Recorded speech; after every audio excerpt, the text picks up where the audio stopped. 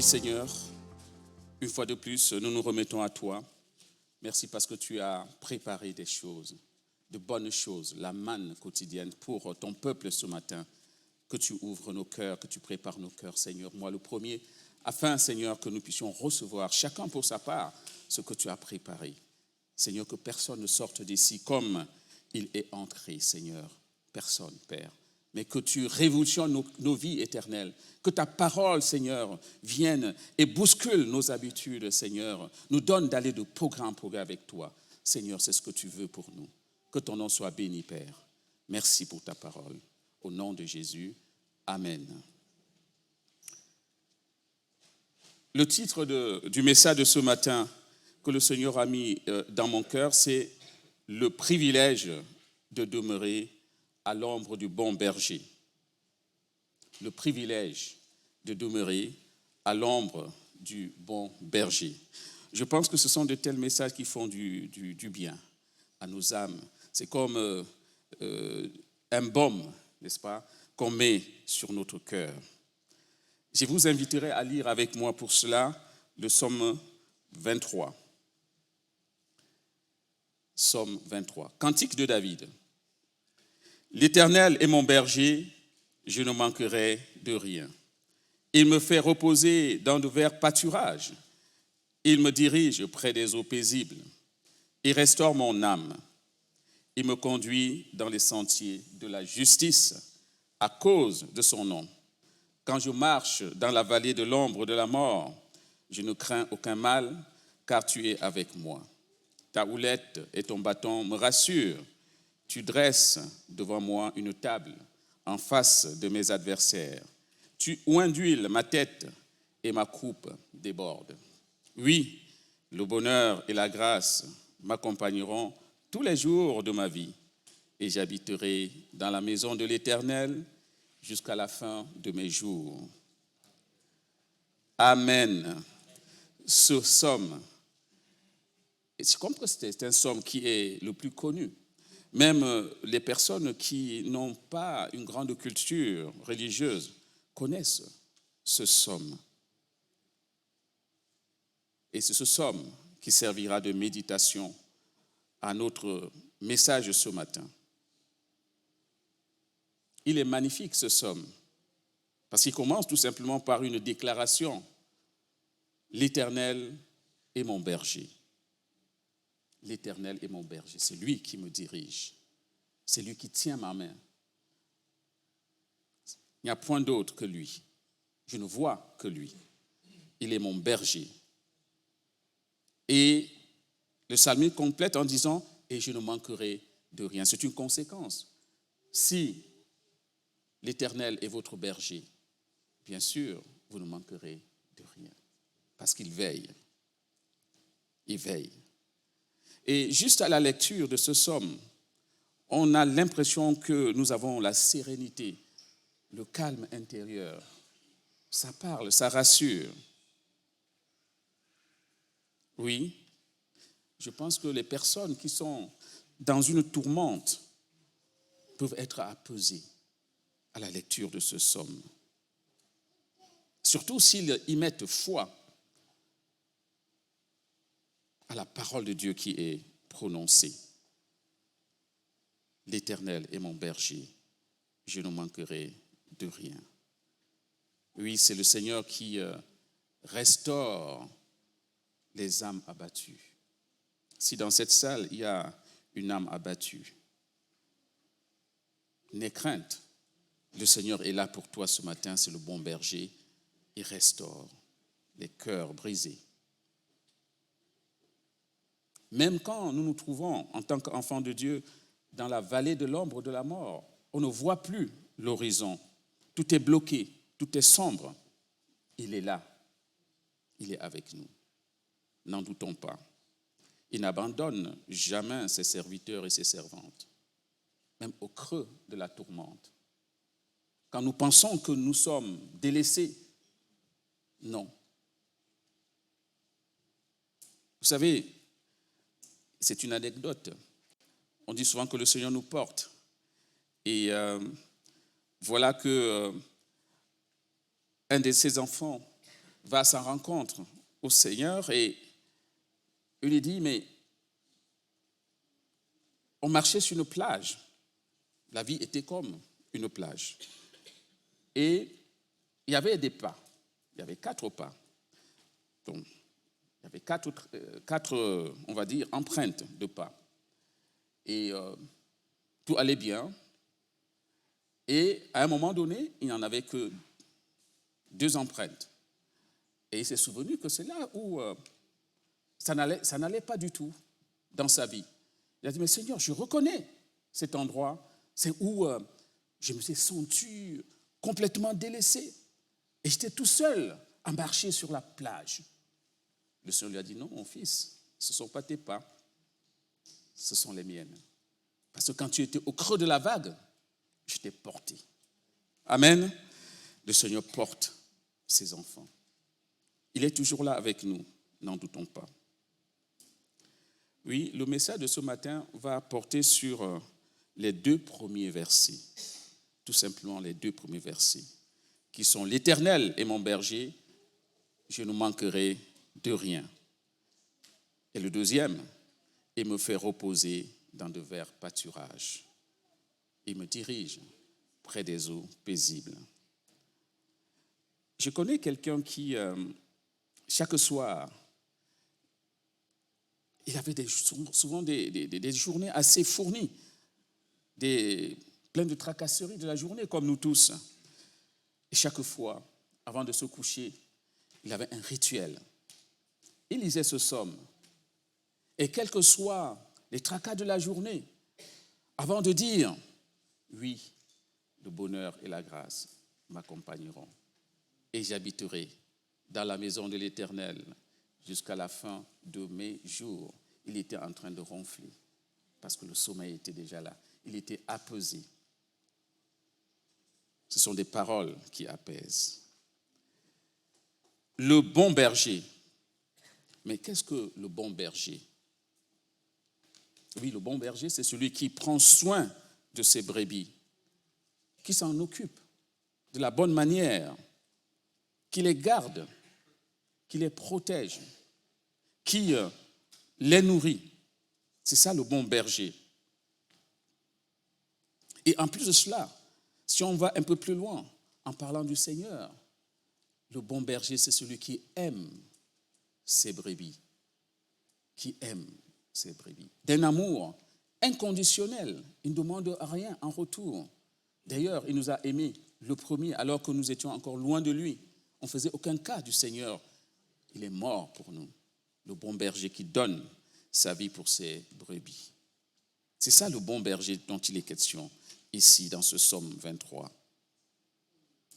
L'Éternel déclare que nous sommes les prunelles de ses yeux, les prunelles de ses yeux. Et qui peut accepter qu'on touche aux prunelles de ses yeux? Personne. Personne ne peut accepter. Oui, le Seigneur non plus ne peut accepter que l'on touchât aux prunelles de ses yeux, que nous sommes, en tant qu'enfants de Dieu, rachetés par son sang. C'est pour ça qu'il est descendu sur cette terre, pour faire de nous ses enfants, nous arracher de cette destinée qui nous menait à la séparation éternelle avec Dieu. Il est descendu par amour sur cette terre. Il a tout laissé. Il a tout donné par amour.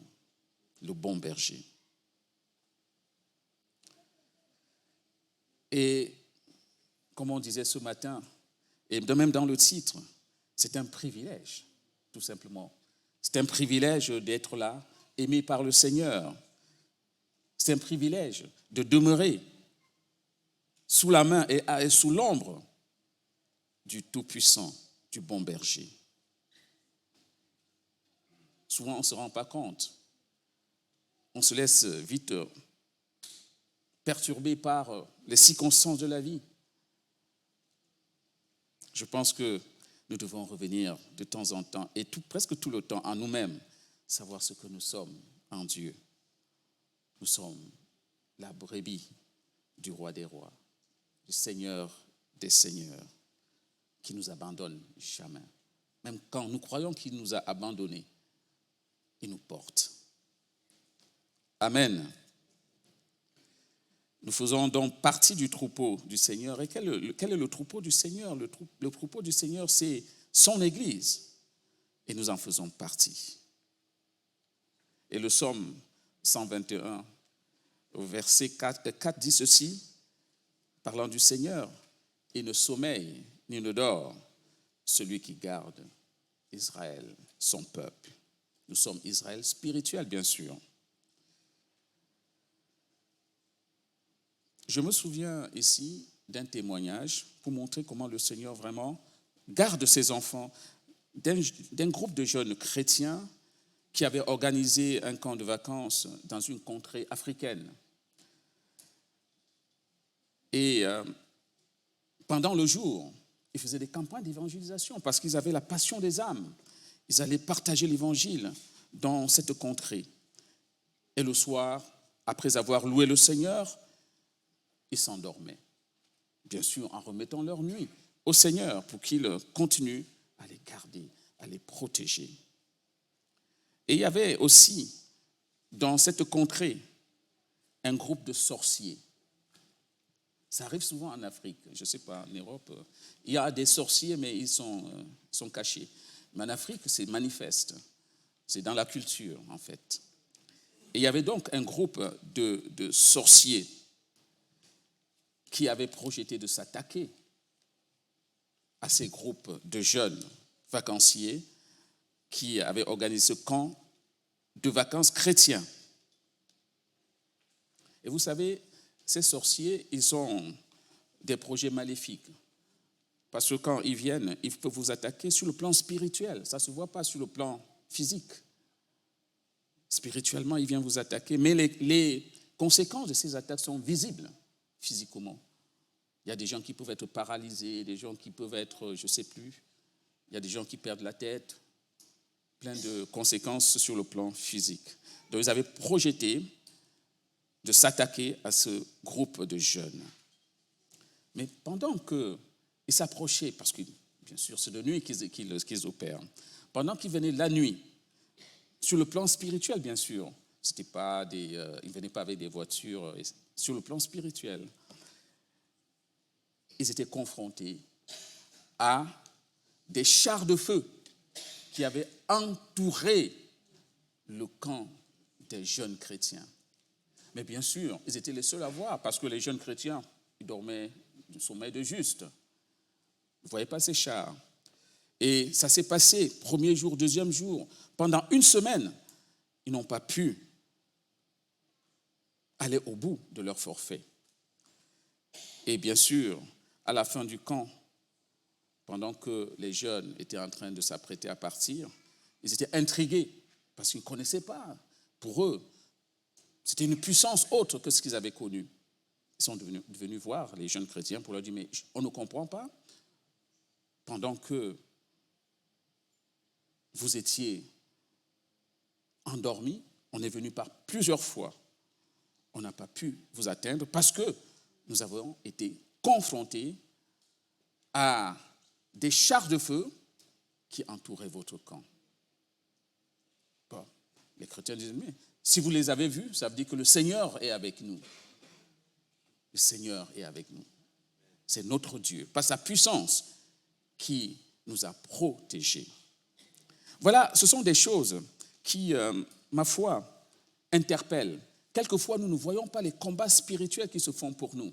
Si le Seigneur nous donnait les yeux spirituels, on devait voir tous ces combats. Il combat tout le temps. Et il remporte des victoires tout le temps pour nous. Il nous protège, le bon berger. Que son nom soit glorifié. Le psaume 34, verset 7 dit ceci: « L'ange de l'Éternel campe autour de ceux qui le craignent et il les arrache du danger. » Il les arrache du danger. Ça veut dire que sachons nous recommander, n'est-ce pas, entre les mains du Seigneur, parce que c'est lui qui combat, c'est lui qui campe, c'est lui qui nous arrache du danger. Et quand nous sortons le matin, il nous précède et il ferme notre marche. Il nous précède, il ferme notre marche. Nous sommes en sécurité. Que le nom du Seigneur soit béni. Vous savez, une des choses que le diable fait, c'est combattre les enfants de Dieu. C'est combattre les enfants de Dieu. C'est ce qu'il fait. D'ailleurs, c'est son activité première. Et face à cela, nous ne devons pas nous laisser distraire. Nous devons nous tenir alertes. Nous devons veiller sur nos voies.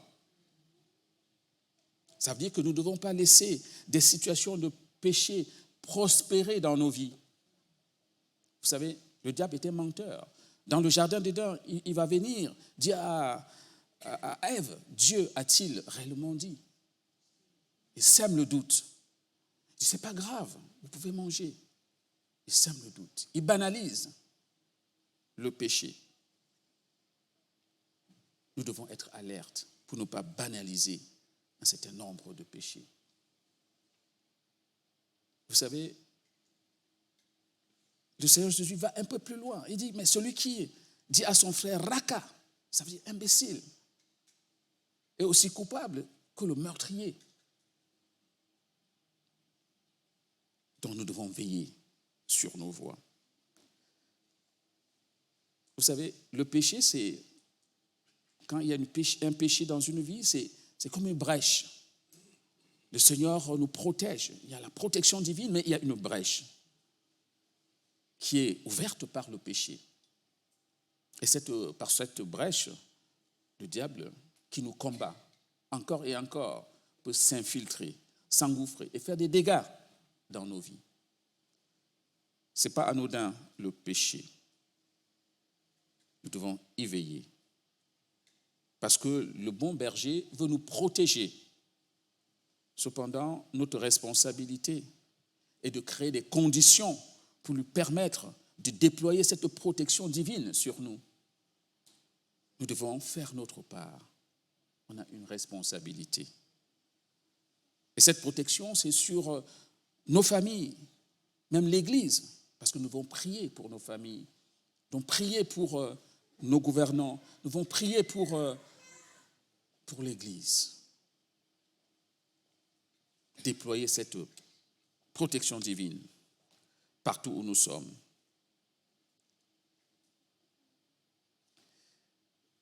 Donc, je pense que Henri Pierre a commencé à parler de sainteté.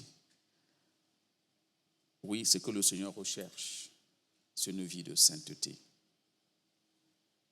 Une vie de sainteté. On a beaucoup reçu du Seigneur, beaucoup de promesses, beaucoup de bénédictions, mais la clé qui ouvre ce robinet de bénédiction, c'est une vie de sainteté.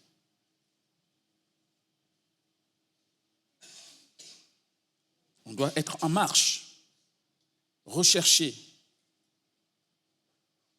bien sûr, avec l'aide du Seigneur. Quand c'est dur, quand on n'en peut pas, quand on est ancré dans des situations qui nous tiennent, on crie au Seigneur. Et il viendra à notre secours parce qu'il combat et nous rentrons dans la victoire avec lui. Oui, le Seigneur est le bon berger qui protège son peuple. Et à cela, il y a un homme dans la Bible, le roi David, qui avait compris cela. Et il est même, on va dire, le prototype du bon berger. Parce qu'avant d'être roi, David était un berger. Il était un berger. Et il était même un bon berger. La parole de 1 Samuel 17, versets 34 à 35 dit que quand un lion venait ravir une brebis de son troupeau, il ne se laissait pas faire. Il poursuivait le lion et arrachait la brebis de la gueule du lion. Et si le lion insistait, il le tenait par le cou, l'étranglait et le tuait. Quand je vois le jeune David, je dis, ah, c'est pas lui en fait, c'est Dieu. qui agissait. Avec Dieu, nous ferons des prodiges. Nous ferons des choses extraordinaires pour la gloire de son nom. Amen. Amen. Voilà le bon berger. Après avoir vu ce qu'est le bon berger, comment lui agit avec nous. La brebis doit savoir suivre le bon berger. Vous savez, c'est notre part de responsabilité aussi, savoir suivre le bon berger. La brebis doit se garder de suivre un étranger, parce qu'il y a un risque de suivre un étranger, ne pas suivre le bon berger. Parce que s'il suit un étranger, il va se retrouver dans un autre troupeau, autre que le troupeau du bon berger. Et bien sûr, il ne pourra plus avoir l'assurance d'être protégé par le bon berger. Il y a la parole de Dieu dit qu'il est doux pour des frères de demeurer ensemble. Savoir être où le Seigneur voudrait qu'on soit. Il est doux pour des frères de demeurer ensemble. Dans cette église, ce matin, vous êtes au bon endroit. Il est doux pour des frères de demeurer ensemble. Parce que c'est là que le Seigneur envoie la bénédiction, en fait. Amen. Ne pas se tromper et suivre un étranger au lieu de suivre le bon berger. Vous savez, le diable a une stratégie. La stratégie du diable, c'est d'éloigner les chrétiens. D'éloigner les chrétiens du troupeau. Vous allez voir que quand il réussit à éloigner un chrétien du troupeau, de l'église, par exemple, le groupe de prière, des rassemblements qui honorent le Seigneur, il essaie d'isoler le chrétien. Quand il a fini de l'isoler, il le frappe. Il le frappe. Voilà le risque d'un chrétien isolé. Je sais que sur Internet aujourd'hui, il y a une tendance à dire non, vous pouvez vivre votre vie chrétienne seul dans votre coin, c'est pas grave. C'est grave. Parce que c'est le diable qui isole pour mieux frapper. Il est doux pour des frères de demeurer ensemble. Et la parole de Dieu dit dans 1 Pierre 5, le verset 8, que notre adversaire, le diable, est un lion rugissant qui rôde et cherche à dévorer. Il rôde, il cherche à dévorer. Vous savez, même dans la jungle, quand un lion veut s'attaquer à un troupeau, si les animaux restent groupés, ça peut être un troupeau d'hyènes, ça peut d'éléphants, ça peut être les zèbres, ça peut être des cerfs, j'en passe. Tant que le troupeau reste regroupé, il n'attaque pas. Parce que même un troupeau de cerfs, si ce troupeau se déchaîne, ils peuvent écraser le lion. Donc, ils s'en méfient. Mais une fois qu'un animal se détache du troupeau, c'est là que le lion attaque. C'est la même stratégie que le diable a. Quand il éloigne les enfants de Dieu de l'Église, des groupes où le nom du Seigneur est élevé, c'est alors qu'il l'attaque. Ne pas suivre un étranger. Amen. Il y a aussi une autre chose. La brebis doit se laisser diriger. Ne pas opposer de la résistance. Parce que c'est le bon berger qui sait où se trouvent les verts pâturages. Ce n'est pas la brebis. On n'a jamais vu un mouton dire à son berger, voilà, je sais où aller ce matin. Je sais où l'herbe est verte. Non. quelquefois, quelquefois nous avons tendance à dire au Seigneur, je sais où l'herbe est verte. Oui, nous devons savoir nous laisser diriger par le bon berger. Parce que c'est le Seigneur qui a fait des projets pour chacune de nos vies. Et ce sont des projets de bonheur. Ce sont des projets de bonheur. Nous devons tout simplement demander au Seigneur, mais à quoi je suis appelé? Dans quoi tu voudrais que je m'engage? Et il va nous montrer et nous allons suivre son chemin.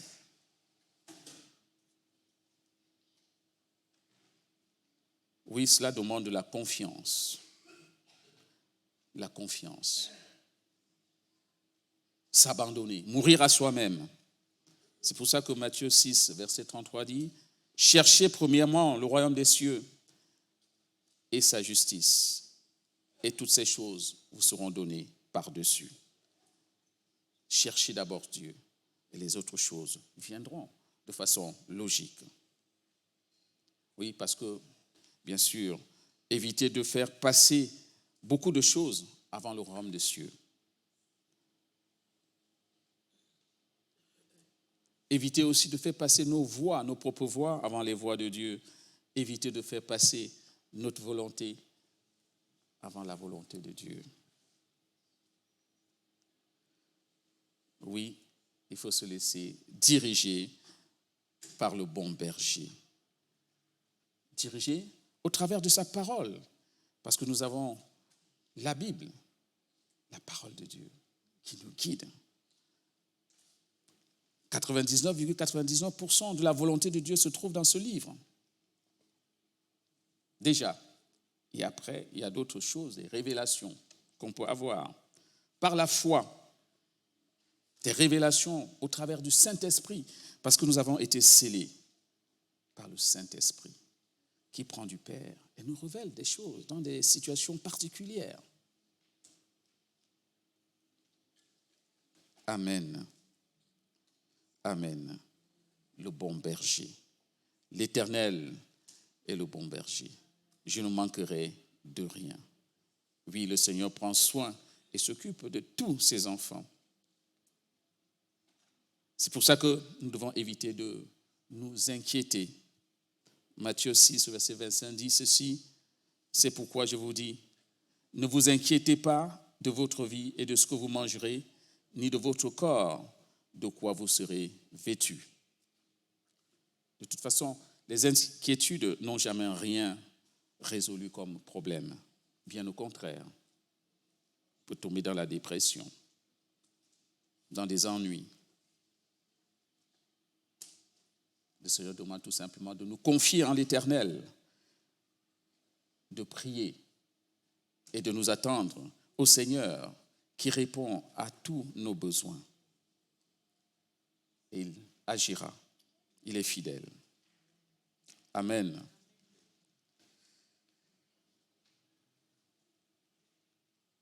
Oui, le Seigneur demande tout simplement de ne pas regarder et de promener des regards, on va dire, inquiets tout autour de nous. Il nous demande de regarder l'herbe. Exemple du lit. On dit que même le roi Salomon, dans sa gloire, n'a pas été habillé, n'a pas été paré autant qu'un lit. Mais le Seigneur s'occupe du lit, qui apparaît le matin et disparaît le soir. Et dit, mais à combien plus forte raison, lui, le roi des rois, qui nous aime d'un amour insondable, qui est descendu sur cette terre pour nous, ne s'occupera-t-il pas de nos besoins? Il le fera, rassurément. Il le fera, rassurément. Et là, on pourra confesser, comme le psalmiste David qui disait, « J'ai été jeune et j'ai vieilli. Cependant, je n'ai point vu le juste abandonné, ni sa progéniture mendier son pain. » Parce que le Seigneur est fidèle. Le bon berger va nous faire reposer dans de verts pâturages. Ces pâturages qui sont comblés de bénédictions tant spirituelles que matérielles.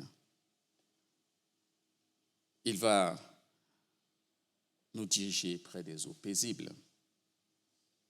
Et nous serons comme cet arbre planté auprès des courants d'eau dans le psaume 1er qui porte du fruit en son temps.